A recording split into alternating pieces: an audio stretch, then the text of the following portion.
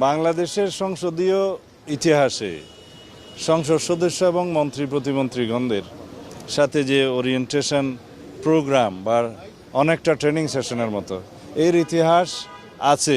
শহীদ রাষ্ট্রপতি জিয়াউর রহমান সংসদ সদস্যদের বিভিন্ন বিষয়ে এরকম ট্রেনিং কোর্স নিতেন। এটা আমরা বলেছি পির লার্নিং, মানে আমরাই নিজেরা আলোচনা করে নিজেদেরকে সমৃদ্ধ করব। কথা হলো আমরা কিভাবে সেটা করতে পারবো। জাতীয় সংসদ সদস্যদেরকে আরও বেশি বিশেষজ্ঞ বানিয়ে সদস্যদের বিশেষজ্ঞ বানা অথবা বিশেষজ্ঞ সদস্য তৈরি করার মধ্য দিয়ে জাতীয় সংসদকে অনেক বেশি স্ট্রেনথেন করা যায়, শক্তিশালী করা যায় এবং জাতীয় সংসদের ভূমিকার মধ্য দিয়ে জাতির প্রতি অনেক বেশি অবদান রাখা যায়। সেই লক্ষ্যেই আমাদের মাননীয় প্রধানমন্ত্রী, তিনি সংসদ নেতা, তিনি আহ্বান করেছেন যে তিনি সহ যারা নবীন সদস্য হয়েছেন এবং যারা প্রবীণ সবাই একসাথে আমরা আলাপ আলোচনা করে নিজেদের মধ্যে কিছু আমরা শিখি এই প্রোগ্রামটা করব। সেটা আজকে শুরু হয়েছে।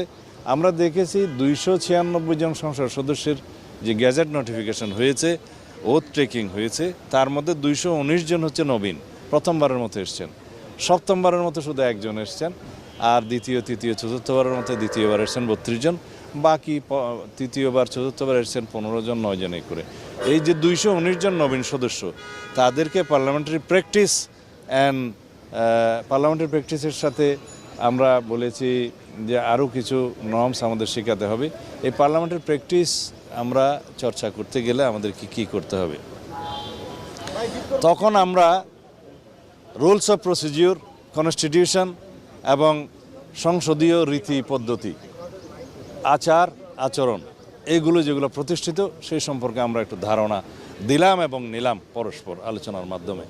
তার মধ্যে সংসদে সদস্য হিসেবে সংসদে প্রবেশের পর থেকে প্রথম দিন থেকে আমরা সংসদের ভিতরে কি ভূমিকা পালন করব, রুলস অফ প্রসিডিউর অনুসারে আমরা কোন বিধিতে আমরা নোটিশ দেব, কোন বিধিতে আলোচনা করব, কোন বিধিতে পয়েন্ট অফ অর্ডারে কথা হবে এবং আইন প্রণয়নের কাজে যাতে আমরা যথেষ্ট মনোযোগী হই। জাতীয় সংসদের যেহেতু সবচেয়ে গুরুত্বপূর্ণ অংশ হচ্ছে আইন প্রণয়ন করা, সেই হিসাবে সংসদ সদস্যদের ভূমিকা কি, বিল কারা উপস্থাপন করবেন, প্রাইভেট মেম্বার্স ডে কি এবং সরকারি বিল উত্থাপনের পরে সেই বিলের প্রসিডিউর কি, ফার্স্ট রিডিং কীভাবে হবে, সেকেন্ড রিডিং কীভাবে হবে, থার্ড রিডিং কীভাবে হবে, তারপরে সেই বিলটা কীভাবে আইনে পরিণত হবে, সেখানে সংসদ সদস্যদের কী গঠনমূলক ভূমিকা হবে ইত্যাদি সম্পর্কে আমরা আমাদের কথাবার্তা বলেছি, পরস্পর আলোচনা করেছি।